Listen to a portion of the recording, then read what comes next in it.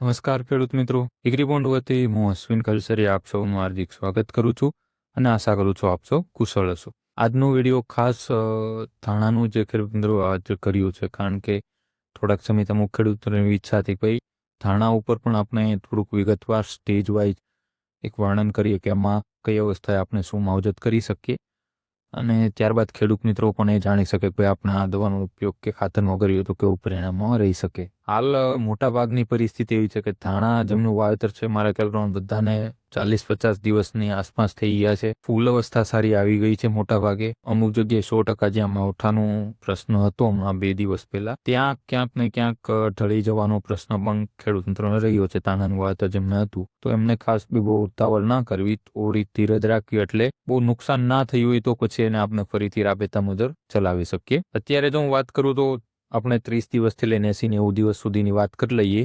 ટૂંકમાં જો હું અણાવું તો મોટાભાગે 30-45 દિવસનો ધાણાની અંદર જે તબક્કો છે એ વૃદ્ધિ વિકાસનો હોય છે. આ અવસ્થાએ 100% જે ખેડૂતોએ પૂરતી ખાતર તરીકે યુરિયા, એમોનિયમ સલ્ફેટ કે સજેજ કોઈ પણ રાસાયણિક ખાતર આપ્યું છે 30 દિવસે તો એ સૌથી સારામાં સારું છે. એ અવસ્થાએ પૂરતી ખાતરની બહુ જરૂરિયાત રહેતી હોય છે. આ સિવાય 30-45 દિવસની અંદર લાગે કે આપણને વૃદ્ધિ વિકાસ હજી થોડો ઓછો લાગે છે તો આ જ સમયે ખેડૂત મિત્રો 19-19 છે અથવા તો 12 XNTO જે વોટર સોલ્યુબલ ખાતર છે એનો એક છંટકાવ કરી શકે છે. પ્રતિપંપ આપણે 100 ગ્રામ છે એ રાખી અને તમે એનો ઉપયોગ કરી શકો છો. આ સિવાય ધારો કે જેમને ચિલેટેડ ઝીંકનો જેનો ઉપયોગ કરવો છે ધાણાની અંદર પણ કરી શકે છે. 30-45 દિવસના ગાળામાં અગર શું બેસ્ટ રહેશે તો એ તમે 19-19 કે 12 સાથે પણ મિક્સ કરીને આપી શકો છો. 15-20 ગ્રામ પ્રતિપંપ ચિલેટેડ ઝીંકનો આપણે ઉપયોગ કરવાનો આગ્રહ રાખવો જોઈએ. ઝીંક સલ્ફેટ ઉપયોગ કરો છો તો એની સાથે 12 જેવો મિક્સ નહીં થાય, એટલે ખાસ એ વાતનું દરેક મિત્રોએ ધ્યાન રાખવી જોઈએ. હવે જો વાત કરું મુખ્ય અવસ્થા 45-60 દિવસની, આ એક એવી અવસ્થા છે કે જ્યારે ફૂલનું પ્રમાણ સારું હશે, સારા પ્રમાણમાં ફૂલ આમ કે ચક્કરીઓ બેસશે સફેદ આપણે, એટલા માટે આ અવસ્થા બહુ જરૂરી છે. કારણ કે આ અવસ્થાએ રોગ જીવાતનો પ્રશ્ન પણ રહેશે.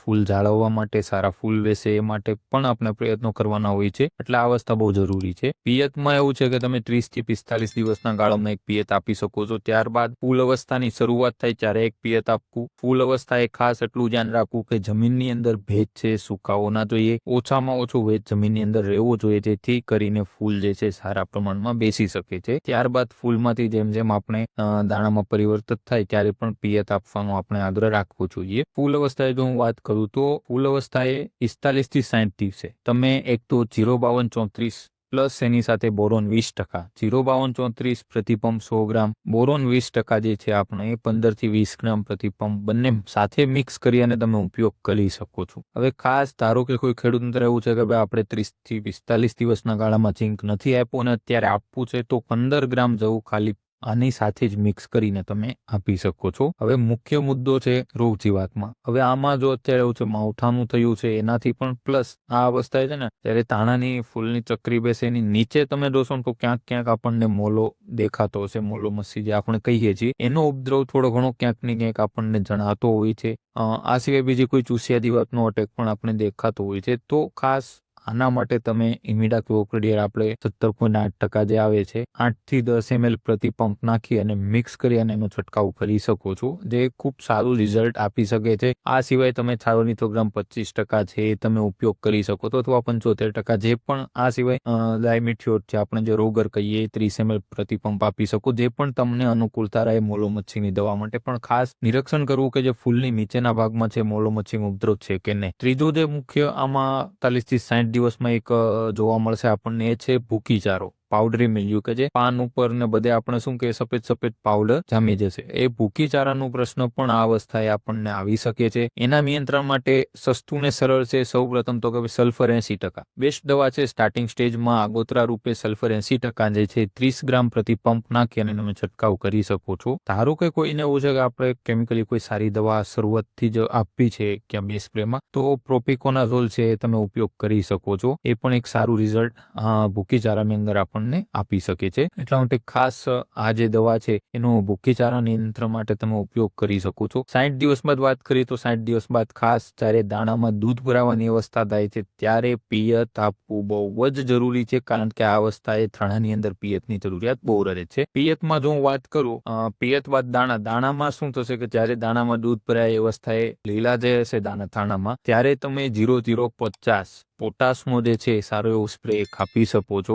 આ જો ફૂલ અવસ્થાએ દાણા અવસ્થાએ તમે યુમિક ફોલિક એસિડ વૃદ્ધિ વિકાસ માટે આપો છો કે XYZ પ્રોટીન એન્ઝાઇમ કે એમિનો એસિડ જે પણ આપો છો 100% તમે ઉપયોગ કરી શકો છો, એમાં કોઈ પ્રશ્ન નથી. દાણાની અંદર દાણામાં દૂધ ભરાય અવસ્થાએ 0.050 છે. જો બોરોન તમારી પાસે પડ્યું છે, ફૂલ અવસ્થાએ સ્પ્રે કર્યો અને થોડું ઘણું પડ્યું છે તો એ પણ 15 ગ્રામ પ્રતિ પંપ 0.050 સાથે મિક્સ કરીને આપણે ઉપયોગ કરી શકીએ છીએ. સૌથી અગત્યનો એ છે કે તમે પ્રોટીન એન્ઝાઇમ્સ કે જે બી એમિનો એસિડ ઉપયોગ કરો 100% એ વસ્તુ સારી છે. એવું નથી કે ભાઈ ખરાબ જ હોય છે કે ભાઈ ઓવરડોઝ થઈ જાય છે, એવું નથી. એ પણ પોતાની રીતના એક સારું કામ આપે છે. પણ આ અવસ્થાએ ખાસ ધ્યાન રાખવું કે જે પ્રોટીન અને એન્ઝાઇમ્સ આપો છો તો 1 થી 2 સ્પ્રે આપો, એનાથી સારું રિઝલ્ટ તમને 100% મળશે. એટલા માટે ખાસ દરેક ખેડૂતોએ આ વસ્તુનું ધ્યાન રાખવું, ઉપયોગ કરવો જોઈએ. પણ અતિ ઉપયોગ કોઈ પણ વોટર સોલ્યુબલ ખાતર છે, કોઈ પણ સૂક્ષ્મ પોષક કોઈ પણ ખાતર છે, એનો વધુ પડતો ખાસ કોઈ પણ પાકમાં ઉપયોગ આપણે ના કરવો જોઈએ. બીજું, કંપનીની જે ભલામણ હોય છે કે ધારો કે 10 ગ્રામ છે, 15 ગ્રામ છે કે 20 ગ્રામ છે, 50 ગ્રામ છે, જે પણ દવા ખાતરની એટલી જ માત્રામાં ઉપયોગ કરવો જોઈએ. 10 ગ્રામ 20 ગ્રામ વધુ નાખી અને વધુ સારું રિઝલ્ટ મળશે